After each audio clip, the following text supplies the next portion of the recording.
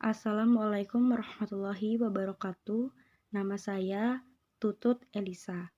NIM 2281070133 dari kelas PGMI 3D. Di sini saya akan membacakan hasil UTS saya dengan mata pelajaran pembelajaran tematik.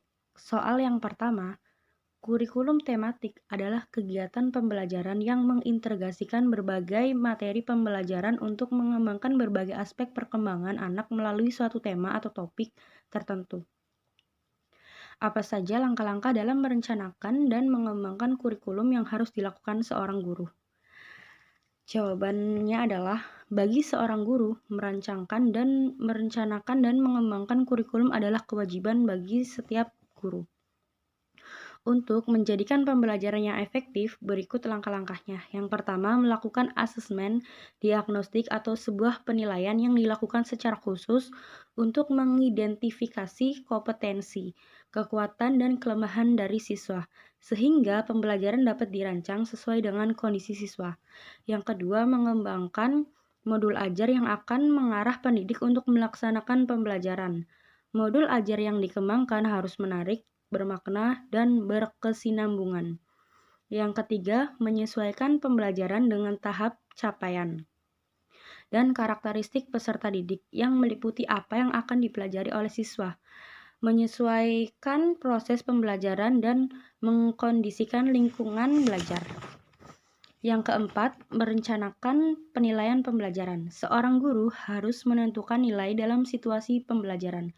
Penilaian ini dilakukan secara berulang untuk mengetahui keberhasilan pembelajaran. Dan yang kelima, melakukan evaluasi. Evaluasi ini dilakukan mengetahui keberhasilan dan menentukan perbaikan yang perlu dilakukan. Soal yang kedua, jelaskan 4 landasan pembelajaran tematik beserta implikasinya. Jawabannya adalah, landasan yang pertama itu landasan filosofis. Landasan filosofis dipengaruhi oleh 3 aliran filosofis, yaitu progresivisme, konstruktivisme, dan humanisme. Landasan tersebut memfokuskan bahwa pengetahuan diwujudkan melalui pengalaman dan lingkungan. Pengetahuan adalah suatu proses yang terus berkembang, diwujudkan dengan rasa ingin tahu, sangat penting dalam pengembangan ilmunya. Yang kedua, landasan psikologis. Landasan psikologis merupakan pembelajaran tematik yang berkaitan dengan psikologi perkembangan siswa dan psikologi pelajar. Guru harus menggunakan strategi dan metode untuk menyajikan materi pembelajaran. Guru harus mendorong untuk aktif dalam proses pembelajaran. Yang ketiga, landasan yuridis. Landasan yuridis merupakan pembelajaran tematik yang berkaitan dengan peraturan yang mendukung pelaksanaan pembelajaran tematik di sekolah dasar. Dan yang keempat, landasan sosial budaya. Landasan sosial budaya berkaitan dengan kearifan lokal dan kebudayaan daerah. Implikasi bagi seorang guru. Guru harus kreatif dalam mempersiapkan kegiatan pembelajaran yang menarik dan bermakna bagi siswa. Guru harus memilih kompetensi dari berbagai mata pelajaran sehingga pembelajaran lebih terpadu. Implikasi bagi siswa. Siswa perlu dipersiapkan untuk aktif dalam proses pembelajaran. Mereka harus mempunyai rasa ingin tahu dan mau mengeksplorasi berbagai mata pelajaran. Lalu soal yang ketiga, jelaskan karakteristik pembelajaran tematik beserta contohnya. Yang pertama, pembelajaran berpusat pada siswa yang dimana siswa adalah subjek belajar dari guru sebagai fasilitator. Contohnya, siswa diberikan kesempatan untuk menentukan topik yang ingin dipelajari dan cara belajar yang sesuai. Dan yang kedua, memberikan pengalaman langsung. Contohnya itu siswa diajak untuk melakukan observasi langsung di lingkungan sekitar untuk mempelajari tentang tumbuhan dan hewan. Yang ketiga, pemisahan mata pelajaran yang tidak begitu jelas. Contohnya, tema kebersihan lingkungan dapat mengintegrasikan materi pelajaran seperti IPA, IPS, dan Bahasa Indonesia. Yang ketiga, bersifat fleksibel.